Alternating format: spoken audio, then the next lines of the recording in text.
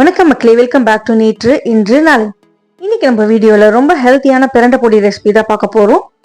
இதை நான் எப்படி பண்ணேங்கிறத பார்க்கறதுக்கு முன்னாடி நம்ம சேனலுக்கு நீங்க ஃபர்ஸ்ட் டைமா வரீங்கன்னா மறக்காம சப்ஸ்கிரைப் பண்ணுங்க.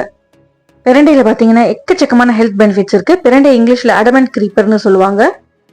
எக்ஸலண்டான anti inflammatory, analgesic and anti arthritic properties இருக்கு. இதுல முட்டு வலிக்கலாமும் ரொம்ப நல்லது, டைஜஷன் இஷ்யூஸ்க்கும் ரொம்பவே நல்லது.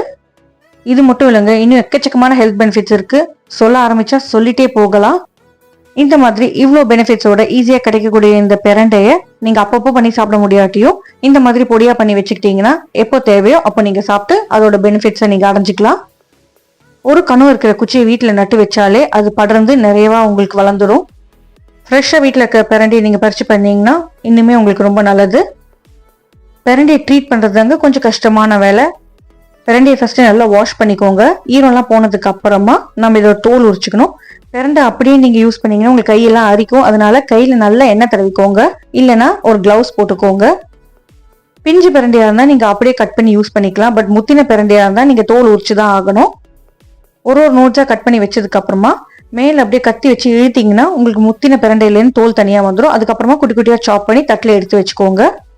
இவ்வளோ பிரண்டை தான் அவ்வளோ பிரண்டை தான் கிடையாதுங்க. உங்ககிட்ட எவ்வளோ இருக்கோ அவ்வளோ யூஸ் பண்ணிக்கோங்க. கடாயில 2 டேபிள் ஸ்பூன் எண்ணெய் சேர்த்துக்கலாம். எண்ணெய் சூடானதுக்கு அப்புறமா நம்ம பிரண்டையெல்லாம் நல்லா பொரிச்சு எடுக்க போறோம். கட் பண்ண பிரண்டையை நீங்க எண்ணெயில சேர்த்துட்டு நல்லா ப்ரௌன் ஆகி கிறிஸ்பி ஆகிற வரைக்கும் ரோஸ்ட் பண்ணிக்கணும். நீங்க ஒழுங்கா ரோஸ்ட் பண்ணலன்னா உங்க தொண்டையெல்லாம் அப்படியே பிச்சு அரிக்கும். கட் பண்ணும்போது கையில எண்ணெய் தடவிக்கோங்க, இல்லைன்னா கையெல்லாம் அரிக்கும். சாப்பிடும்போது தொண்டையில அரிக்காம இருக்கணும்னா நீங்க நல்லா எண்ணெயில ஃப்ரை பண்ணி எடுத்து வச்சுக்கணும். பச்சை கலர் போய் அந்த ப்ரௌன் கலர் ஆகி கிறிஸ்பி ஆகும். அதுதாங்க கரெக்டான பதம்.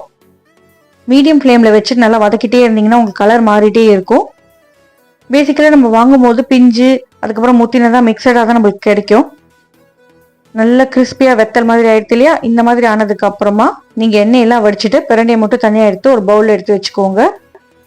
பாக்கி எண்ணெய் இருந்தா அப்படி இருக்கட்டும். நம்ம அடுத்தடுத்த பொருட்களை அதே எண்ணெயிலே வறுத்துட்டே வரலாம். நீங்க தொகையில் அரைக்கிறதுனாலும் இந்த மாதிரி நல்லா பிரண்டையை வறுத்து எடுத்துக்கணுங்க, அப்போதான் பிச்சாது. இப்ப பாக்கி இருக்கிற எண்ணெயில ஒரு கைப்பிடி அளவுக்கு நல்லா தாராளமா கருவேப்பிலை சேர்த்துருங்க. உங்களுக்கு டேஸ்ட் நல்லா இருக்கும். கருவேப்பிலை நல்லா பொறன்னு ஆற வரைக்கும் நம்ம இந்த எண்ணெயிலேயே வறுத்துக்கலாம். கருவேப்பிலை வறுப்பட்டதுக்கு அப்புறமா கருவேப்பிலை கூடயே நான் 6 காஞ்ச மிளகாய் சேர்த்துக்கிறேன்.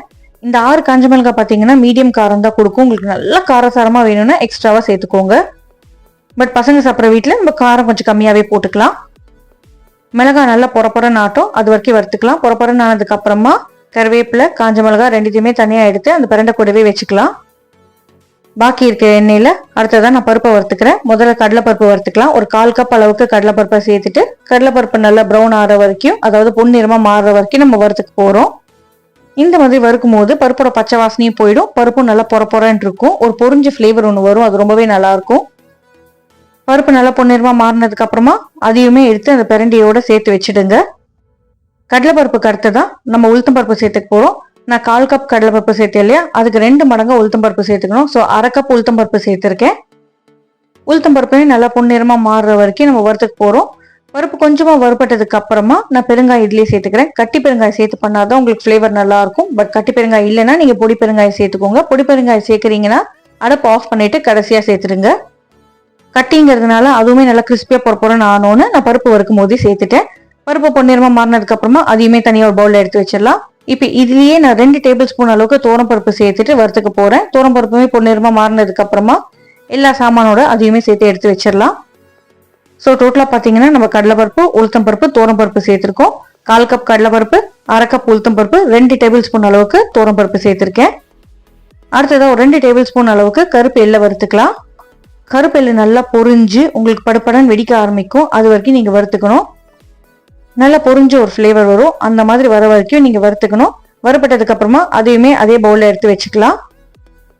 இந்த மாதிரி ஒரு சாமானா பொறுமையா வறுத்து நீங்க ஒரு பிளேட்ல ஆற வச்சுட்டே இருக்கணும். அடுப்பு ஆஃப் பண்ணிட்டு கடாயோட சூட்லயே கொஞ்சமா புளி போட்டுட்டு புளியுமே நம்ம சூடு பண்ணி எடுத்து வச்சுக்கலாம். அப்பதான் பச்சை வாசனை இருக்காது. இப்ப எல்லாத்தையும் சேர்த்து ஒரே பிளேட்ல போட்டு நான் ஆற வச்சுக்க போறேன். ஆறுனதுக்கு அப்புறம் தான் நம்மளால அரைக்க முடியும். நல்லா ஆறுனதுக்கு அப்புறமா எல்லாத்தையும் தூக்கி ஒரு பிளெண்டர் ஜார்ல போட்டு கொரன்னு அரைச்சி எடுத்துக்கோங்க. முதல்ல ஒரு சுத்து கொரன்னு அரைச்சதுக்கு அப்புறமா நம்ம இதுல உப்பெல்லாம் சேர்த்துட்டு அரைக்கும் போது நம்மளுக்கு நல்லா ஃபைன் ஆயிடும். நீங்க முன்னாடியே உப்பு சேர்த்துட்டாலோ இல்ல சூட்ல உப்பு சேர்த்தாலோ உப்பு கரைஞ்சு உங்களுக்கு நீர் தரும். அதனாலதான் ஆறுனதுக்கு அப்புறமா கடைசியா உப்பு சேர்த்துட்டு ஜஸ்ட் ஒரு பல்ஸ் கொடுக்குறோம். ஸோ உப்பு நல்லா கலந்ததுக்கு அப்புறமா நம்ம வெல்லம் சேர்த்துக்கலாம். வெல்லம் சேர்க்கறது ஆப்ஷனல் தான், உங்களுக்கு பிடிக்கும்னா நீங்க சேர்த்துக்கோங்க, இல்லைன்னா நீங்க அவாய்ட் பண்ணிக்கலாம். உப்பு புளிப்பு காரம் எல்லாத்தையும் பேலன்ஸ் பண்றதுக்காக ஒரே ஒரு டீஸ்பூன் வெல்லம் சேர்த்துக்கிறேன். வெல்லம் சேர்த்துட்டு ஜஸ்ட் ஒரு பல்ஸ் பண்ணிடுங்க, நல்லா மிக்ஸ் ஆயிடும். அவ்வளவுதாங்க, நம்மளோட பிரண்டை பொடி ரெடி. இந்த பொடியை நீங்க ஒரு ட்ரையான ஜார்ல ட்ரையான ஸ்பூன் போட்டு எடுத்து வச்சுட்டீங்கன்னா உங்களுக்கு பல மாசத்துக்கு சூப்பரா இருக்கும். ஃப்ரிட்ஜில் வச்சுக்கிட்டீங்கன்னா உங்களுக்கு இனிமே நல்லா ஃப்ரெஷ்ஷா இருக்கும்.